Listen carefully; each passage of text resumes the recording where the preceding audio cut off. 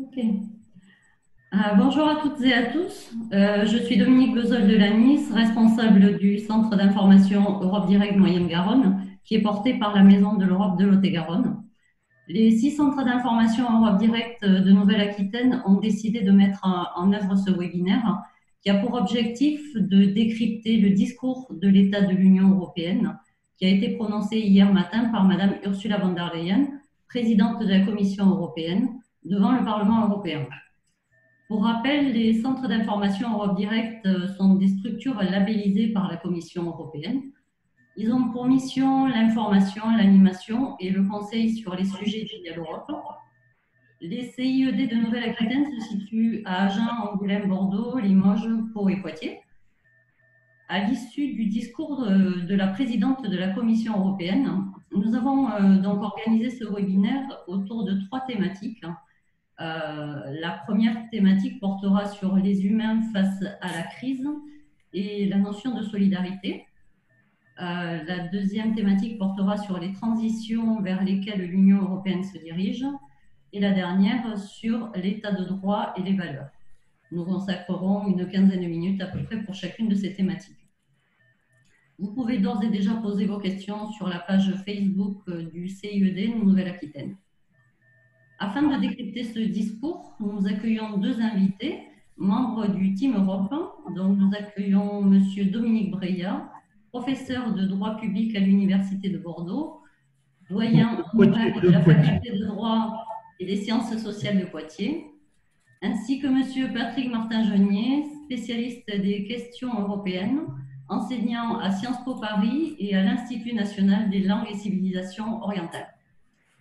Voilà, donc pour co-animer ce webinaire, Martina Massoli du CIED de Pau sera avec moi. Et Martina, je te laisse la parole. Merci Dominique. Donc, bonjour à toutes et à tous. Un petit merci peut-être aussi à Alizé du centre à Poitiers et à Lucia du centre à Bordeaux qui sont derrière la technique de ce webinaire. Donc, moi, c'est Martine du Centre d'information Object à Pau, Pays de la Dour, qui est porté, pour rappel, l'information par l'association Piste Solidaire. Donc, pour commencer ce webinaire, il nous semblait important rappeler rapidement à nos spectateurs qu'est-ce que c'est les discours sur l'état de l'Union. Donc, effectivement, c'est un exercice qui se passe tous les ans, au moins dès septembre. Et c'est le président de la Commission européenne en fonction qui prononce son discours de rentrée devant les parlements européens qui est réuni en session plénière. C'est un exercice qui a démarré il y a 10 ans, en 2010. Cette année, en 2020, comme Dominique l'a dit, c'est Madame Ursula von der Leyen, la présidente actuelle de la Commission européenne, qui a présenté son premier discours sur l'état de l'Union. Pour participer ensuite à un débat qui a eu lieu avec les membres du Parlement. C'est un moment sûrement très important dans les processus démocratiques et européens parce que c'est les moments où l'exécutif européen, qui est la Commission européenne, dresse son bilan, dresse les bilans de l'année passée pour rendre compte de son action devant les parlements qui est, nous le rappelons, élu par les citoyens européens à suffrage universel et direct. Donc, c'est le moment où la Commission présente également sa vision pour le futur de l'Europe et les moments où la Commission, qui a la proposition législative au sein de l'Union européenne, présente les initiatives législatives qui vont être mises sur la table des travaux pour l'année à venir. Donc, beaucoup des sujets ont été mis effectivement sur la table, un discours relativement long, et voilà, donc je repasse la parole à Dominique pour la première partie de ce webinaire. Merci Martina. Oui, effectivement, ce discours a duré 1h30 et donc la première partie que nous avons souhaité développer en fait porte sur les humains face à la crise et la notion de solidarité en fait. Donc la présidente, en introduction de son discours, a rendu hommage aux femmes et aux hommes qui étaient en première ligne durant la crise du coronavirus, alors que la santé n'est pas une compétence de l'Union européenne et que les États membres ont fait face en ordre dispersé à la pandémie de Covid-19.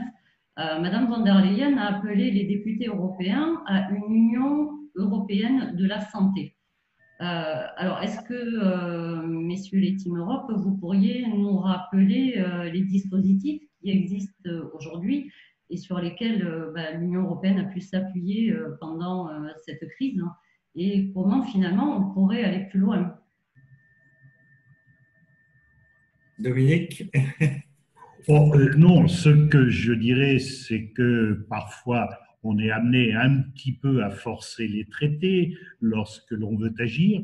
Et puis aussi, il y a surtout quelque chose qui est tout à fait important dans cette crise, c'est qu'il y a des conséquences économiques de la pandémie et de ce que cela a impliqué dans les États.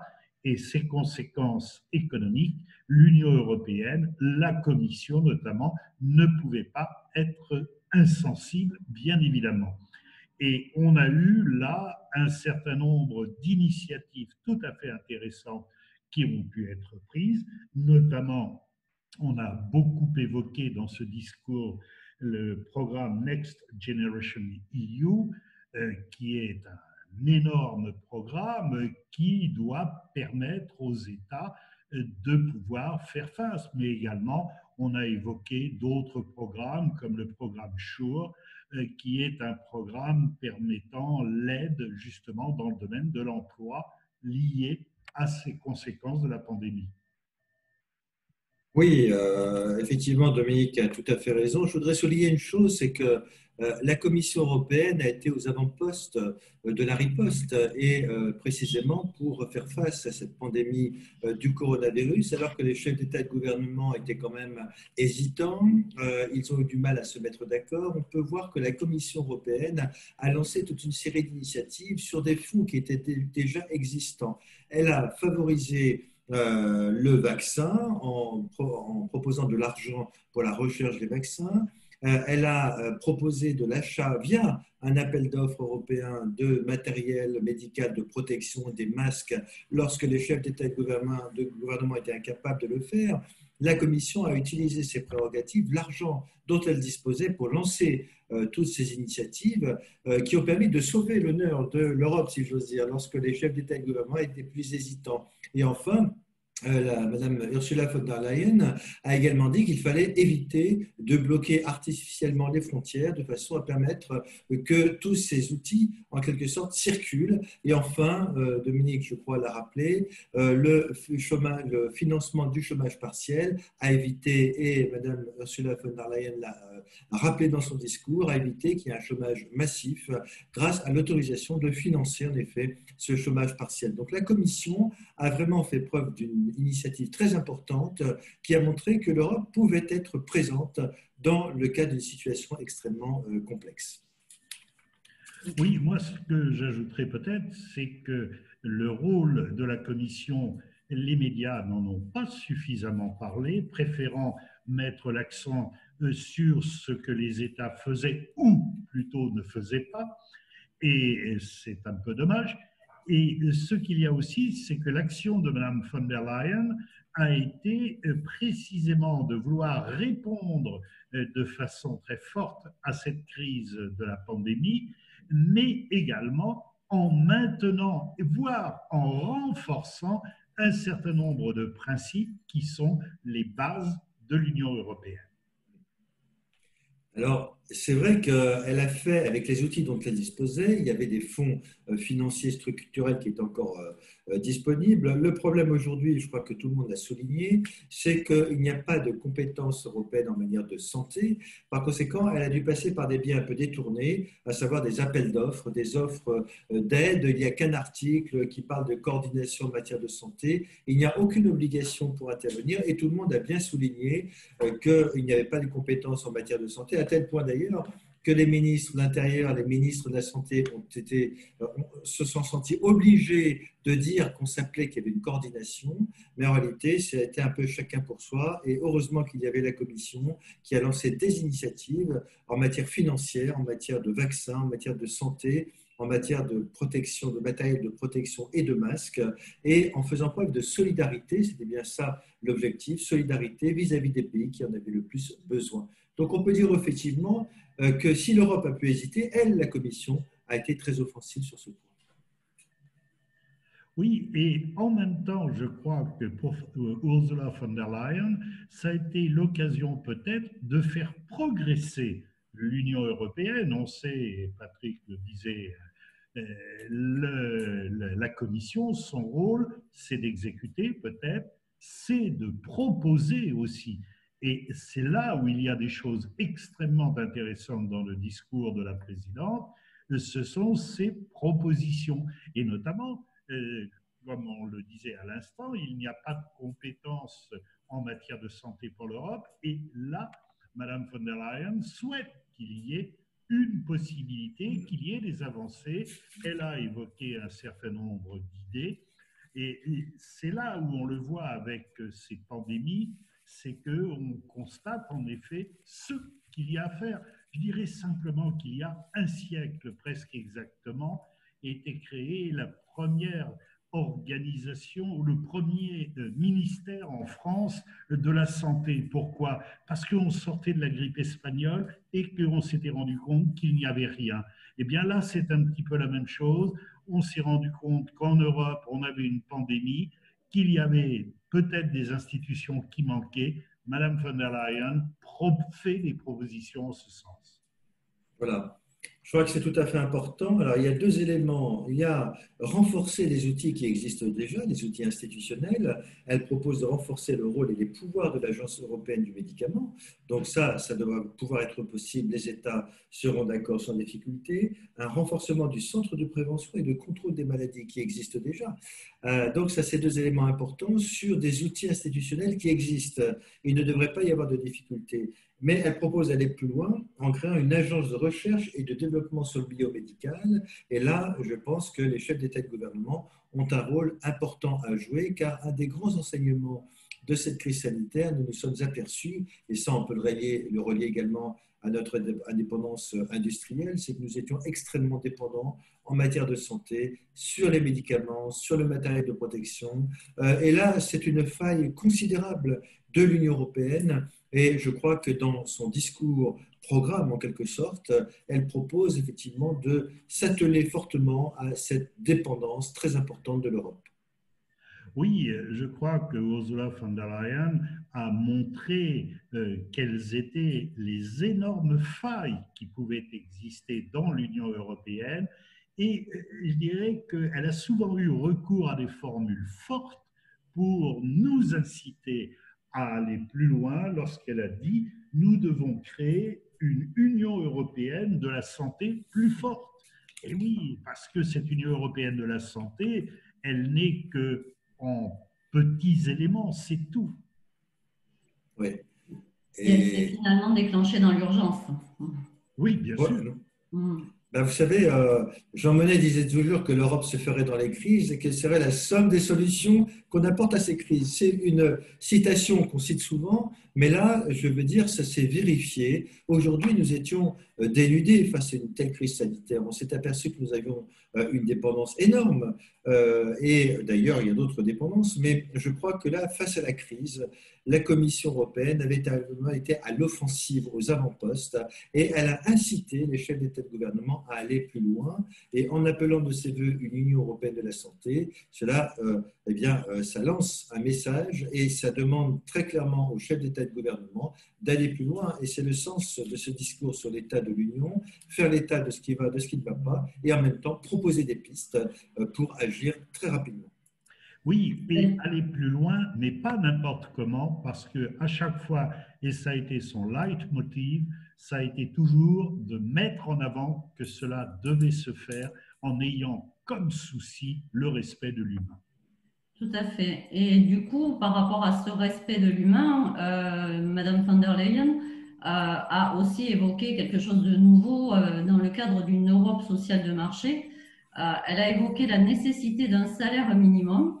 Alors aujourd'hui, il existe le socle social européen. Ce dernier n'a pas vocation à obliger les États membres à modifier leur code du travail. Est-ce qu'on peut penser que les nouveaux programmes proposés, comme le programme SURE ou Next Generation EU, sur lequel elle s'est appuyée, permettront d'aller au-delà d'un rôle d'orientation ou de préconisation de l'Union européenne? Alors, moi, je dirais que quand on veut comprendre un peu le discours de Madame von der Leyen, Madame von der Leyen est quelqu'un qui, je dirais, a une culture européenne tout à fait exceptionnelle, mais elle reste très allemande également. Et certaines des propositions, on ne les comprend que si on sait ce qui a pu être fait en Allemagne. Et l'Allemagne a fini par se résoudre à cette idée de salaire minimum. Dès lors, la voie est ouverte pour cela. Et Madame von der Leyen a montré que c'était le respect de l'humain qui devait être assuré par ce salaire minimum. Oui, on a tous appris lorsque nous étions jeunes qu'il y avait cette notion d'économie sociale de marché en Allemagne qui fonctionnait correctement. L'Allemagne est un pays par définition où il y a un dialogue très important entre le patronat et les syndicats. Il est très rare qu'il y ait des grèves en Allemagne. Et dès lors qu'il y a des grèves, c'est qu'il y a un vrai souci. Et par exemple, je regardais un peu ce qui se passe en Allemagne au cours de ces derniers mois, et bien même quelques menaces de grève, des syndicats qui ont finalement obtenu des augmentations de salaire parce qu'il y a un vrai dialogue. Et aujourd'hui, il n'est pas admissible qu'en Europe, il y ait de telles différences de salaire.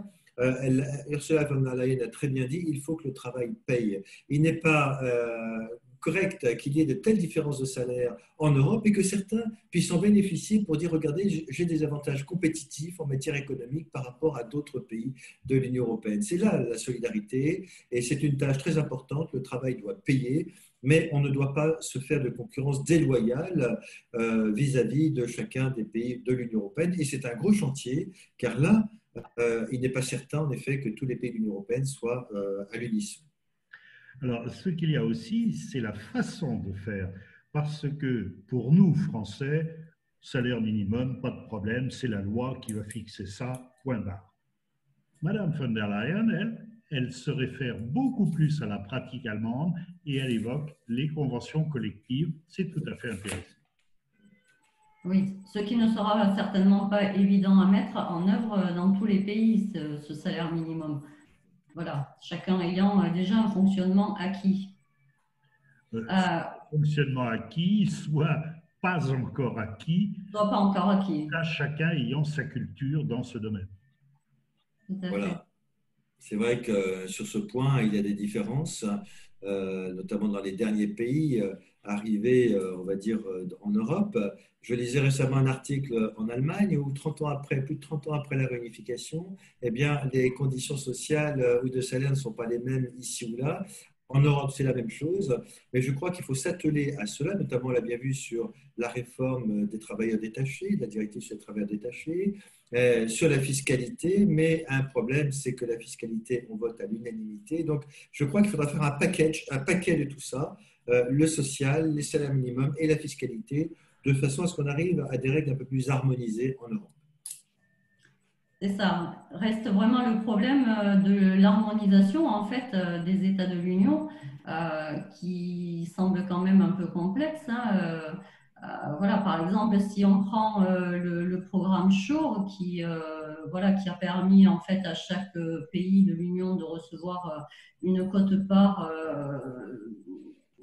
en fait, mais qui n'est pas proportionnelle aux besoins des citoyens, mais en fait qui est lié aux initiatives que chaque pays a pu mettre en place durant la crise de Covid, comme vous le disiez tout à l'heure, effectivement, qui s'est traduite par le chômage partiel en France. Là aussi, on voit que finalement, chaque État ne va pas automatiquement pouvoir recevoir les mêmes choses et qu'il y a peut-être encore un travail sur l'harmonisation à faire. Hein. Oui. Je ne sais pas ce qu'en pense Dominique, mais effectivement, c'est ça. Et l'harmonisation, ça veut dire au niveau du Conseil des ministres des Affaires sociales, voir s'il y a quelques dispositions dans le traité qui permettent d'aller plus loin, parce que je rappellerai qu'il y a quand même tout un chapitre sur l'Europe sociale. Donc, avant de dire on va réformer, il faut peut-être voir quelles sont les possibilités, les pistes qui sont ouvertes par le traité, et de se dire, effectivement, si on ne peut pas imposer institutionnellement un salaire minimum, au moins peut-on tenter, par une directive peut-être, de dresser des pistes d'avenir pour essayer d'harmoniser les conditions de travail, par exemple, d'un pays à l'autre. On le voit bien sur le travail détaché, il est impossible de lire de la même façon une fiche de paye. Donc, ça veut dire que là, au moins, ce serait effectivement une piste tout à fait concrète. Oui, c'est plus par le mécanisme de la directive que par le mécanisme du règlement que l'on peut faire avancer les choses dans ce domaine-là. Tout à fait. Je ne sais pas si nous avons des questions des internautes sur cette première partie. Oui, justement, je me permets d'ajouter. Alors, effectivement, il y a une remarque comme quoi cette proposition d'harmonisation salariale pourrait éviter, permettrait, ce serait un moyen pour éviter le dumping social, ce qui a été dit. Mais il y a quand même une remarque qui nous rappelle qu'il y a quelques années, les Allemands faisaient travailler une partie de leur population, notamment une population étrangère, turque, pour en fait des 3 € l'heure. Donc, si l'information est exacte, il y a peut-être des choses aussi à revoir dans ce système social salarial que l'Allemagne met quand même en place chez elle. Oui, mais s'agissant de l'Allemagne, justement, c'est là où on le voit qu'il y a quand même ces évolutions et on a évoqué le fait que l'Allemagne s'est convertie il n'y a pas si longtemps au salaire minimum. Je crois que tout ne se fait pas en un jour, bien évidemment. Oui, je suis d'accord. L'Allemagne, il y a quelques années, n'est plus l'Allemagne d'aujourd'hui. Elle évolue, hein, c'est-à-dire qu'il y a des inégalités sociales. On voit bien il y a eu effectivement des grèves, notamment dans le secteur aérien, dans le secteur de l'automobile.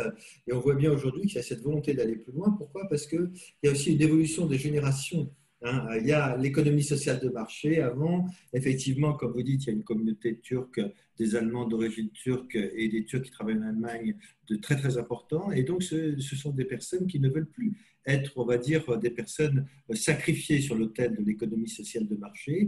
Et donc, on a une évolution aujourd'hui, notamment de la part des jeunes générations, des jeunes responsables. On aura des élections législatives l'année prochaine qui veulent faire évoluer les choses. Dominique rappelait que l'Allemagne a évolué en effet sur le déficit, sur l'endettement. Donc, on a une évolution et je crois que l'Allemagne est prête aujourd'hui à faire un effort sur ce point, car on ne peut pas donner des leçons aux autres si soi-même on n'essaie pas d'évoluer sur ce plan. Et c'est peut-être d'ailleurs la force de Mme Merkel pour faire évoluer les choses, c'est que comme elle ne se représentera pas lors des prochaines élections, je dirais qu'elle est assez indépendante pour pouvoir faire progresser les choses à la fois en Allemagne et sur le plan européen. Vous parliez des jeunesses, je vous propose éventuellement de revenir sur ça tout à l'heure parce qu'il y a quand même une question justement des internautes sur quelle place pour la jeunesse dans la projection à venir. Et c'est vrai que d'autres remarques faisaient remarquer qu'il n'y a pas forcément eu vraiment des places peut-être pour la jeunesse dans ces discours. Je vous propose pour l'instant de transiter à la deuxième partie du webinaire pour après éventuellement essayer de revenir sur cette question. Donc, nous progressons ensemble vers les mondes de demain. Pour citer Madame Ursula von der Leyen, c'est un monde qui est en transition. C'est un monde qui doit répondre à des défis très, très urgents. Il faut bien se rendre compte qu'on ne peut plus y répondre au niveau tout simplement local et national, mais qu'il faut les faire au niveau européen, voire global. Deux, ce sont les transitions au cœur des priorités actuelles, des priorités pour les années à venir de l'Union européenne. Une transition écologique énergétique qui est absolument nécessaire pour pouvoir répondre à l'urgence climatique qui est un acte et qui est la priorité, et une transition numérique qui nécessite qui nécessite voilà, que l'Union européenne se rende indépendante de certains acteurs internationaux. Donc, j'aimerais bien, pour l'instant, se concentre un petit peu sur les pactes verts. Les pactes verts, c'est effectivement un plan d'action qui a été proposé par la Commission européenne en décembre de l'année dernière. Vous pouvez peut-être nous rappeler les ambitions de ces pactes, les objectifs pour 2030 et 2050 et dans quelle mesure il est censé déclencher une révolution, parce que je pense qu'on pourrait la définir comme ça, une véritable révolution dans notre manière de vivre, de produire, de consommer, d'acheter, etc., etc. Si vous voulez que je commence, ben, oui. Effectivement, il y a une grande ambition au niveau européen qui est issue d'ailleurs de la COP21 de Paris depuis 2015, où nous avons quand même beaucoup avancé.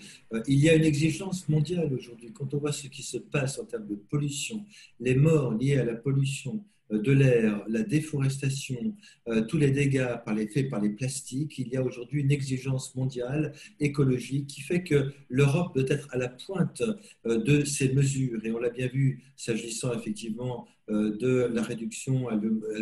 Mme von der Leyen veut augmenter la réduction à 55% de l'émission de gaz à effet de serre à l'horizon 2030. C'est effectivement quelque chose d'essentiel. Il faut que l'Europe soit là. Et au niveau du plan de relance, vous savez, à 750 milliards d'euros, eh bien, une bonne partie de ce plan de relance ne sera pas dépensée comme ça, sans contrôle. Il faudra orienter, flécher les investissements vers des choses qui seront tout à fait utiles à l'environnement, protection de l'environnement, l'écologie. Et vous avez vu, par exemple, une des principales propositions de la Commission européenne, de sa présidente, c'est de faire 30% d'obligations vertes des 750 milliards d'euros. En d'autres termes, les émissions d'obligations qui seront faites sur les marchés internationaux devront, à raison de 30%, être orientées de façon prioritaire sur des investissements verts et écologiques. Et ça, en effet, c'est très important.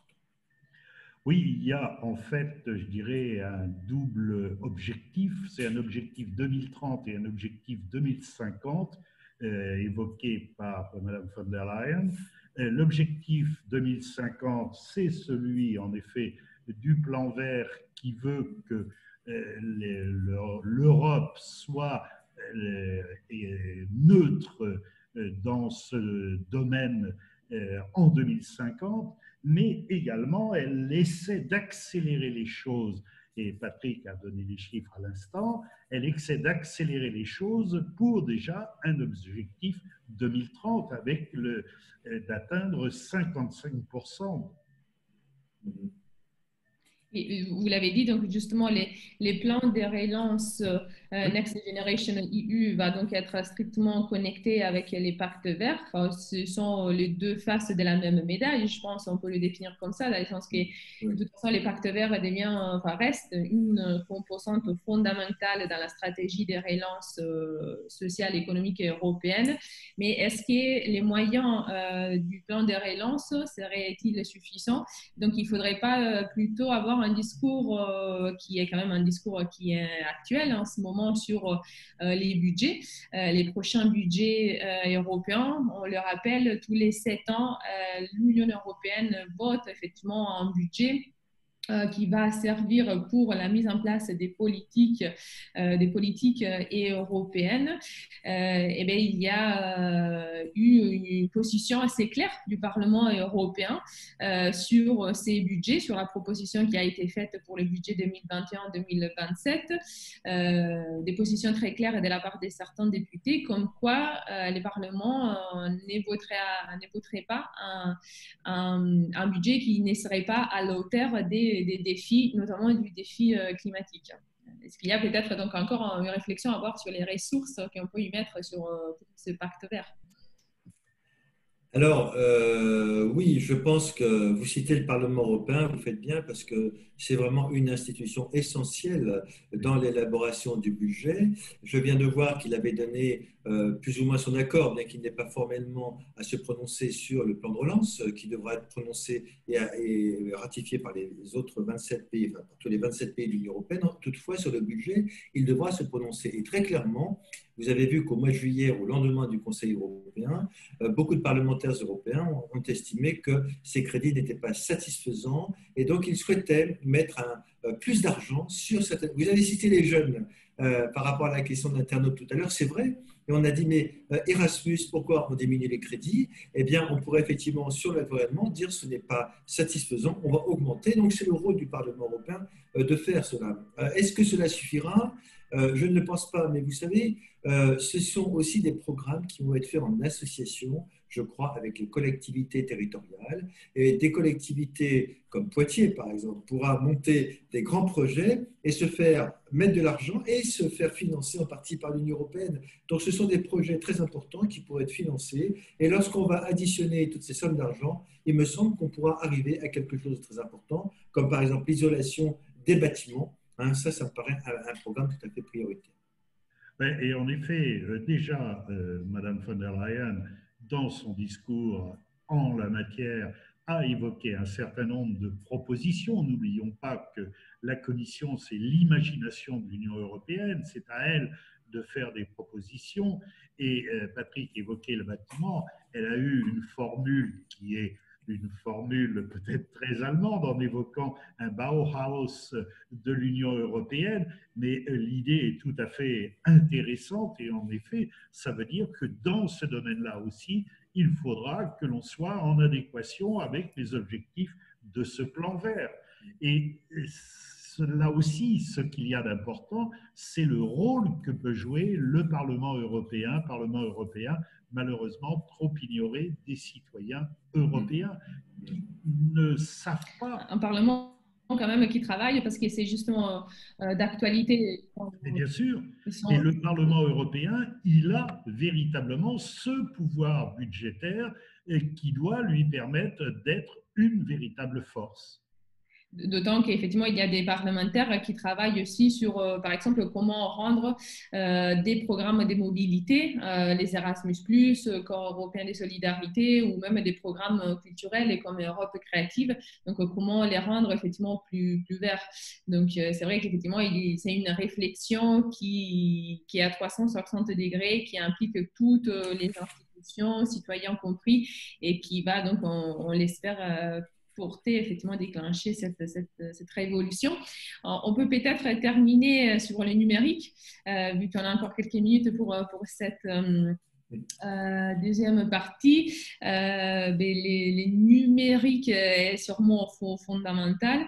On s'en est bien rendu compte pendant les périodes de déconfinement que nous avons vécues, mais il faut faire attention à se rendre indépendant pour éviter donc que l'Union européenne soit obligée à s'aligner sur d'autres acteurs extérieurs qui fixeront donc des normes pour nous.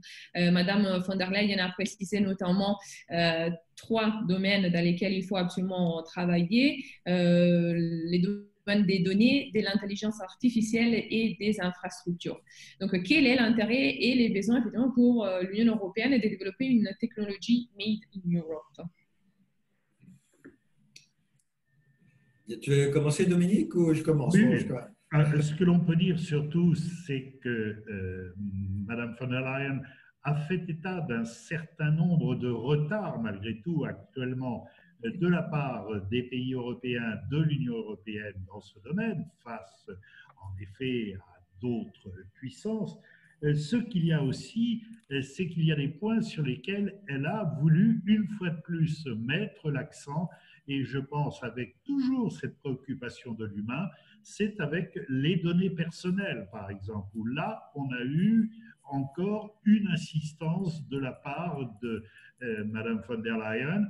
Autre chose qui nous intéresse beaucoup dans notre région, qui a quand même beaucoup de parties rurales, c'est lorsqu'elle a évoqué les infrastructures et d'avoir insisté sur le fait que beaucoup de zones rurales, en effet, étaient défaillantes en ce qui concerne le haut débit en matière de numérique. Oui, je crois que c'est important. Tu l'as souligné, il y a l'indépendance numérique de l'Europe. Je crois que ça, il faut absolument sauvegarder nos données. Et si nous travaillons sur des sujets essentiels, notamment industriels, sur des vaccins, il faut éviter de se faire voler par toutes les puissances qui n'ont de cesse que de vouloir voler. Il y a un problème de propriété industrielle. Si on fait de la recherche fondamentale, si on favorise la recherche, il faut qu'on ait nos données à nous qui soient protégées. Et je crois que c'est le terme employé au niveau européen, et notamment par Emmanuel Macron, c'est la notion de souveraineté. Je crois que là, la souveraineté européenne a une signification particulière. Nous devons absolument sauvegarder nos données si on veut aller plus loin. Madame von der Leyen a évoqué la décennie numérique en Europe. Donc ça, effectivement, c'est important. Et je dirais que ce qu'a souligné Dominique, c'est à la fois l'indépendance, mais aussi la solidarité territoriale. La solidarité, aucun territoire en Europe ne doit être oublié de la connexion. Lorsqu'on travaille dans des parties reculées du territoire, des zones rurales, en montagne par exemple, ou pour les personnes qui peuvent avoir des difficultés pour se déplacer, il est très important que chaque citoyen de l'Union européenne puisse avoir accès à ces moyens numériques. Et c'est cette notion, encore une fois, de solidarité. On disait tout à l'heure, l'humain est au cœur de ce discours. Et là, je crois effectivement que c'est un exemple tout à fait concret. Il y a des commentaires qui nous arrivent des Facebook, un commentaire qui pourrait peut-être, auquel on pourrait répondre peut-être tout à l'heure. On se pose la question si l'Union européenne elle a vraiment les moyens de mettre en place ces chantiers. Donc peut-être un petit mot sur la question des ressources propres, qui est un dossier qui est soulevé par certains députés parlementaires en ce moment, et aussi une autre question sur les Green Deal. Est-ce qu'il est compatible avec les accords transatlantiques? Transatlantique.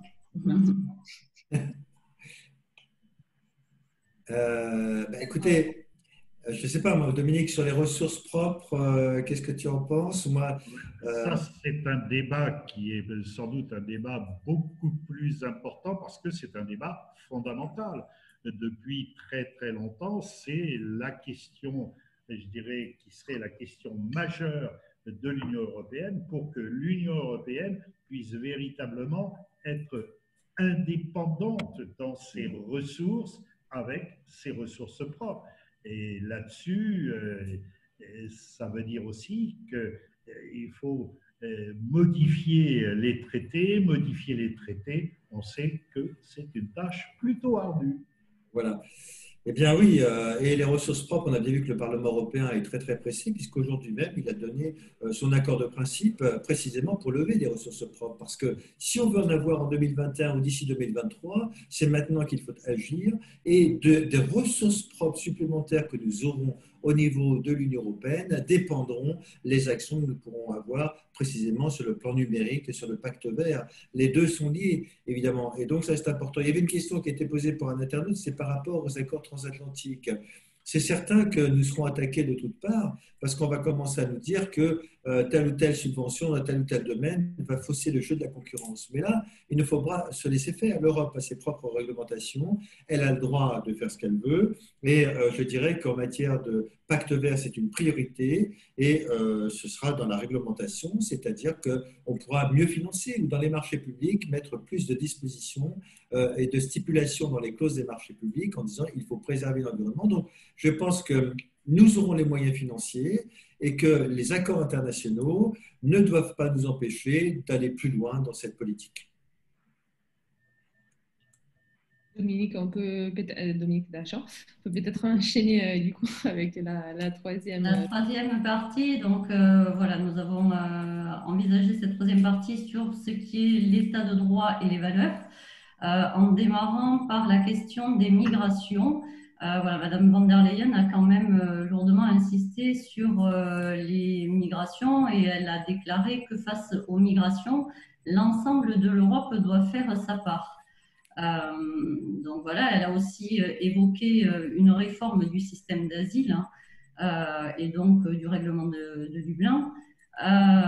Sur quel ressort finalement l'Union européenne peut-elle s'appuyer pour que les États fassent chacun leur part? Parce qu'aujourd'hui, c'est quand même toute la difficulté. C'est ce que l'on vient de voir avec le camp de Myra à Lesbos, voilà, où uniquement une dizaine de pays finalement se sont déclarés volontaires pour accueillir des mineurs. Donc finalement, sur quoi peut-on s'appuyer pour faire évoluer cette situation? Dominique, tu veux commencer ou... Dans ce domaine-là, c'est vrai que Mme von der Leyen a évoqué des questions qui sont devenues récurrentes depuis 2015, et notamment le système Dublin, qui est un système quand même, je dirais, extrêmement dur pour un pays comme la Grèce, pour un pays comme l'Italie, qui sont en première ligne, ou Malte, qui sont en première ligne lorsque les réfugiés arrivent. Et c'est trop facile pour les pays de l'Europe du Nord, finalement, de se référer à Dublin de façon à, eux, ne pas avoir véritablement d'obligations, sans compter ceux, je pense à des pays comme la Slovaquie, comme la Pologne, qui ne veulent pas entendre parler d'accueil de migrants. Mais là aussi, il faut bien voir que c'est le problème du fonctionnement de l'Union européenne, c'est-à-dire qu'il y a les États. La Commission, elle, que l'on accuse la plupart du temps de tous les maux sans savoir exactement quelles sont ses compétences, en réalité, les problèmes viennent bien évidemment dans ces cas-là, ils viennent des États. Et tant qu'il y a cette obligation pour les États d'être d'accord, eh bien, on se heurte toujours à des difficultés. Je crois que là aussi, la Commission a fait preuve de beaucoup de courage face à l'égoïsme des États. C'est ça la difficulté aujourd'hui. On voit bien qu'on touche là les limites du système de Dublin. Qu'est-ce que c'est que de Dublin? C'est des directives qui ont été adoptées il y a plusieurs années. Quand nous n'avions pas compris ce que certains appellent la crise migratoire, tout le monde n'est pas d'accord sur ce terme, en tout cas sur les questions migratoires. Dublin, ça consiste à dire, attention, le premier pays qui reçoit une demande d'asile doit continuer à l'instruire. Ce qui fait que lorsqu'un réfugié arrive, qui en France, en Belgique, en Allemagne ou ailleurs, et qu'il a d'abord débarqué en Grèce et en Italie, eh bien la responsabilité incombe exclusivement à l'Italie et à la Grèce. Ce qui fait que beaucoup d'autres pays vont renvoyer dans ces pays des demandes d'asile, des demandeurs d'asile. C'est toute la difficulté car ça ne fonctionne plus aujourd'hui. Et on voit bien qu'elle appelle à la solidarité, que la solidarité, elle est minimum. On en est réduit finalement, et c'est ça la difficulté, à se répartir, ce que je n'aime pas dire, des quotas. Des quotas. Chacun essaye de prendre des quotas et encore, pas tous les pays acceptent de le faire. Donc, ce que propose Mme von der Leyen, et c'est un programme ambitieux, elle l'a dit, elle l'a précisé hier, c'est un nouveau pacte migratoire, c'est surtout une réforme des règlements de Dublin sur le droit d'asile.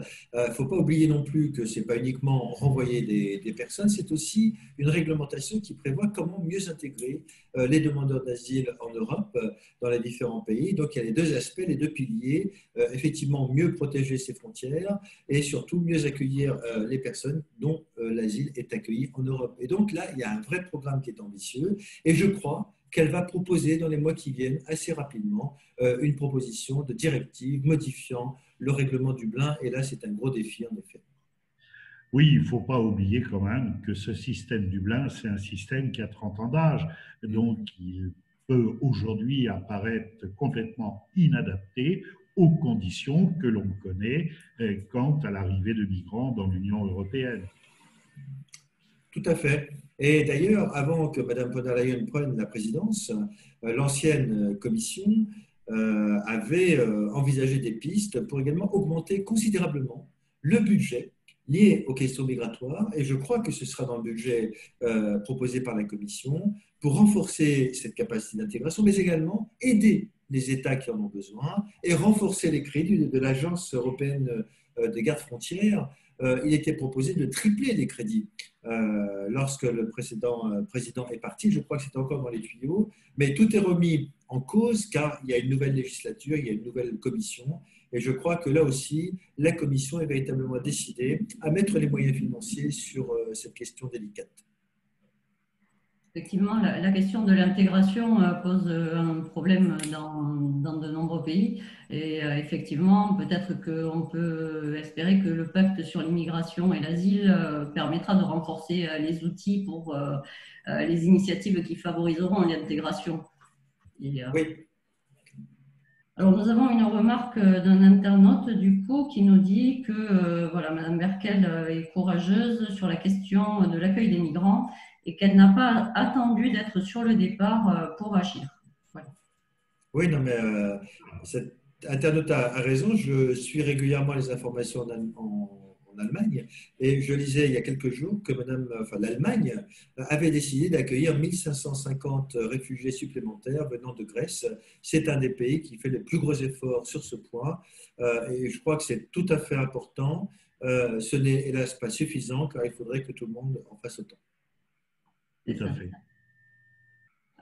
Nous allons peut-être passer au point suivant qui est sur la coopération internationale. La présidente entend affirmer la place de l'Union européenne sur la scène internationale. Elle souligne la nécessité de soutenir les peuples dans le cadre de leur démarche d'autodétermination. Au-delà des accords bilatéraux qui existent, comment gérer les relations avec les pays comme la Chine, la Russie ou les États-Unis en matière économique, certes, mais aussi en termes de démocratie. Alors, dans ce domaine je dirais, international ou mondial, disons, ce qui a été surtout souligné par Madame von der Leyen, c'est d'abord cette volonté de coopération avec les organisations internationales et qui sont actuellement remises en cause par beaucoup de pays, et notamment l'ONU, notamment l'OMC et notamment l'OMS. Et l'OMS, l'Organisation mondiale de la santé, c'est fondamental dans notre situation actuelle. D'autre part, elle a fait un petit tour d'horizon de certains ou de certains conflits qui peuvent exister, évoquant par exemple la Chine, n'hésitant pas à parler de Hong Kong et des Ouïghours, ce qui n'a pas dû plaire à Pékin. Elle a évoqué la crise en Biélorussie, et là aussi d'une façon sans doute beaucoup plus ferme que ne le font les États européens. Et elle a évoqué également ce qu'il en est des difficultés avec la Turquie en apportant son soutien à Chypre et à la Grèce. Là aussi, on a également cette idée toujours de l'humain qui apparaît lorsqu'elle a parlé de la Russie. C'est l'affaire Navalny également qu'elle a évoquée. Et puis, cette proposition d'une loi Magnitsky, la loi Magnitsky étant peut-être les auditeurs ne connaissent pas, une loi américaine qui permet de mettre en place des sanctions quand il y a violation des droits de l'homme. Ça remonte à une affaire intéressante, un dissident ou un opposant de la Russie. Et donc, qu'il y aurait sur ce point la nécessité, lorsqu'il y a violation des droits fondamentaux, qu'il y aurait nécessité de sanctions, et sur ce point, elle propose, elle, que ces sanctions, bien évidemment, soient adoptées non pas à l'unanimité, mais à la majorité qualifiée. Oui, je crois que c'est important, et ne serait-ce que parce que Mme von der Leyen, naturellement, n'oublie pas qu'elle est la présidente de la Commission européenne et que la Commission est la gardienne des traités. Et dans ces traités, il y a un article 2 qui parle de les valeurs européennes, la démocratie, le respect des minorités, de la diversité, la lutte contre la discrimination, le racisme et tout ça. Et sur le plan international, ça en fait partie. Parce que lorsque vous avez aux portes de l'Europe, également dans l'Europe, malheureusement, des États qui ne respectent pas les droits de l'homme, un pays comme la Russie qui n'hésite pas à empoisonner un opposant politique, la Chine qui a décidé de mettre le boisseau sur Hong Kong et d'éliminer toute velléité démocratique, et d'ailleurs, ça part également sur Taïwan, eh bien, je crois que nous sommes finalement entourés de très grandes puissances dont la vocation démocratique, évidemment, n'existe plus. Et donc, nous avons une exigence tout à fait particulière que l'Europe soit à la pointe de la défense des droits de l'homme. Alors, elle a eu le courage de le faire dans son discours, c'est très bien, parce qu'on voit qu'il y a une plus grande fragilité au niveau des États membres sur ce point, car les enjeux sont naturellement au-delà et plus importants. Oui, tout à fait. Et ce que j'ajouterais, c'est que lorsqu'elle a évoqué l'état de droit, le premier élément de droit qu'elle a évoqué pour l'Union européenne, c'est la primauté du droit européen. Et ça, je dois dire que j'y étais très sensible parce que c'est quelque chose qui est tout à fait fondamental, que ce respect de la hiérarchie des normes, quand on voit ce qui se passe avec l'attitude de Boris Johnson qui met à bas un traité que pourtant le Royaume-Uni a ratifié, et cette primauté du droit européen, je dirais que c'est peut-être aussi un petit règlement de compte avec la Cour constitutionnelle allemande qui, sur ce plan, n'a certainement pas été exemplaire. Vous parlez justement des droits, des valeurs européennes, qui donc on devrait peut-être donner pour acquises, mais qui en fait en réalité on se rend compte qu'elles ne sont pas vraiment si acquises même au sein de l'espace européen. C'est une remarque qui nous arrive d'un internaute, mais on l'aurait quand même soulevé nous aussi. On sait bien que quand on parle des respects de l'état des droits, il y a certains pays, si on peut les nommer, qui ne sont pas forcément bons élèves. Ce n'est pas seulement une question de respect de l'état de droit, c'est aussi une présence raciste qui existe, des discriminations à la rencontre des personnes, des nationalités, des couleurs de peau différentes, des professions religieuses ou sexuelles différentes. Donc, quelle est l'intention de l'Union européenne sur ce volet-là? Qu'est-ce que l'Union européenne compte faire? Parce que voilà, ça reste quand même, comme je disais, voilà, des valeurs qu'on donnerait pour acquises, mais qu'en fait, en réalité, elles ne sont pas vraiment. Alors, je crois que l'Union européenne, Mme von der Leyen, a donné quelques pistes extrêmement précises. D'abord, qu'il y ait des atteintes à l'indépendance de la justice, à la liberté de la presse, aux droits des minorités, notamment LGBTQI en Pologne.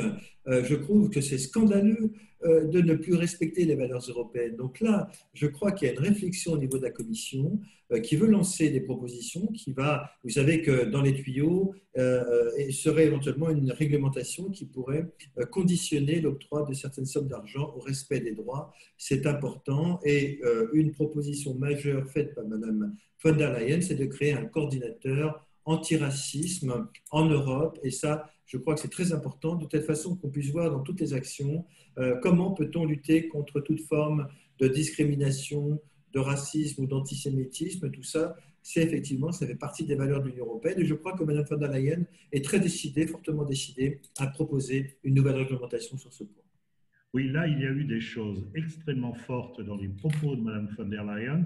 J'ajouterai juste une chose, Mme von der Leyen, et notamment lorsqu'elle a évoqué la primauté du droit européen, Mme von der Leyen sait qu'elle a aussi un allié dans le système de l'Union européenne qu'on oublie un peu trop souvent, c'est la Cour de justice de l'Union européenne qui joue un rôle remarquable dans ce domaine.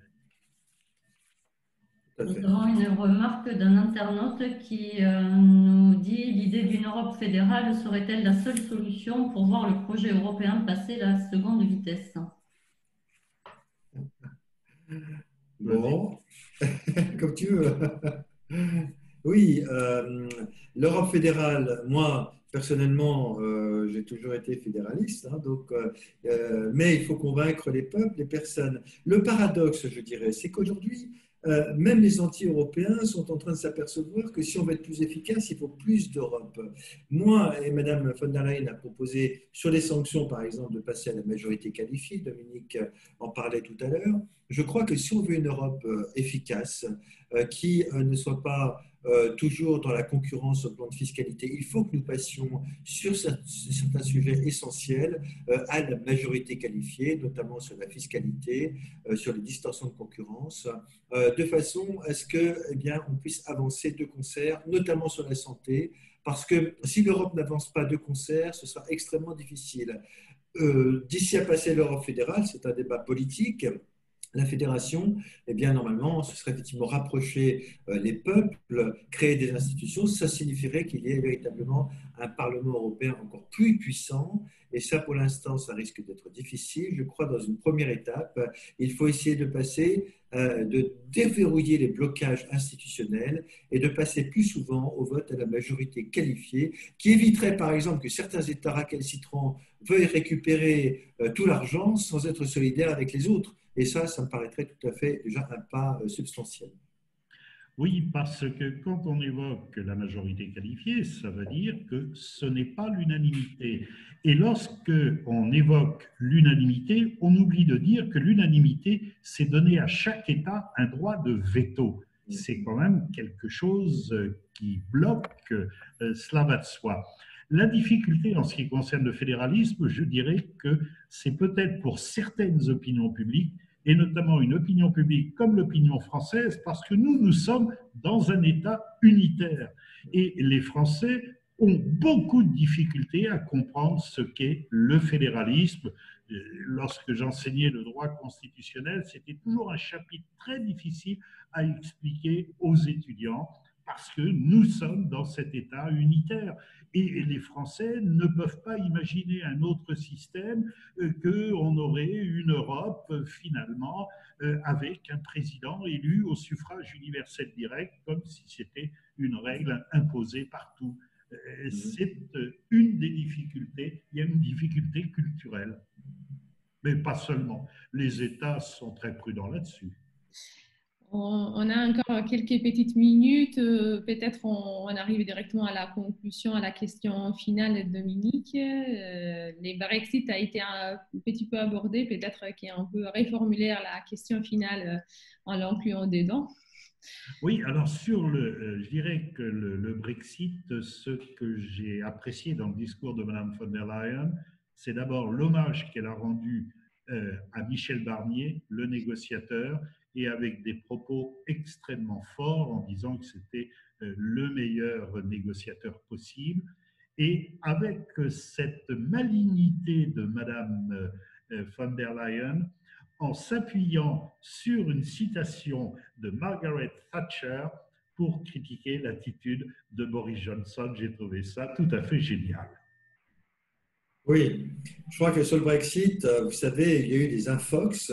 On a eu tendance à dire, certains ont lancé de fausses informations selon lesquelles Michel Barnier aurait été mis sur la touche des négociations.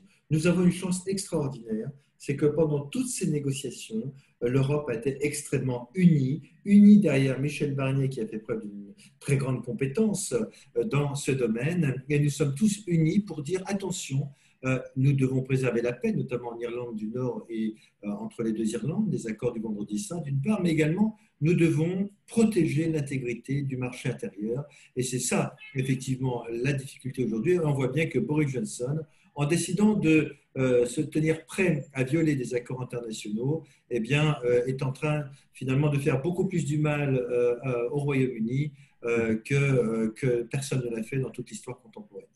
Tout à fait. Donc, nous arrivons à la fin de ce webinaire.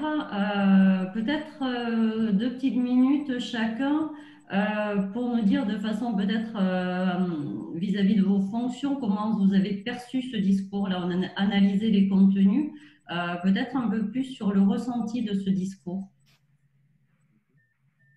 Dominique, vas-y. Oui, alors, discours tout à fait intéressant parce qu'il était riche de propositions. Je dirais qu'en tant que Français, j'ai apprécié qu'elle commence et qu'elle termine en français, mais ça, ce serait presque du chauvinisme de ma part. Mais je crois que c'était un discours tout à fait équilibré et qui permettait de nous donner déjà des informations, mais surtout des propositions, car n'oublions-le pas, c'est le rôle de la Commission de proposer. Voilà, moi j'ai beaucoup apprécié ce discours dont on n'a pas beaucoup parlé malheureusement en France. Pourquoi? Parce que c'est le premier discours de la présidente de la Commission européenne qui va quand même présider pendant 6 ans cette instance. Et donc c'est un diagnostic sur ce qui existe, mais elle lance des pistes, elle lance un programme de travail. Et pour moi qui crois, comme tous les Européens convaincus que nous sommes, à la démocratie européenne, eh bien elle lance des pistes et c'est aux autres institutions, au Conseil des ministres et au Parlement européen surtout d'apporter leur pierre à cet édifice de façon à ce que l'action de la Commission européenne s'inscrive dans la durée. Bien, merci beaucoup. Merci, Monsieur Breillat. Merci, Monsieur Martin-Genier. Nous arrivons donc à la fin de ce webinaire. Pour les internautes qui n'auraient pas pu poser des questions ou auxquelles on n'aurait pas pu répondre, nous vous informons aussi qu'il y a un Facebook une émission de décryptage de ce discours par Guillaume Roty, qui est porte-parole de la Commission européenne en France, demain, donc le 18 septembre, de 14h à 14h30, sur la page Facebook de la Commission européenne en France. Voilà, donc merci beaucoup, messieurs Breillat et messieurs Martin-Genier. Merci Martina. Merci aussi à Alizé pour la technique et Lucia pour nous avoir fait passer les questions. Et bonne continuation à tous. Merci, au revoir. Au revoir. Au revoir.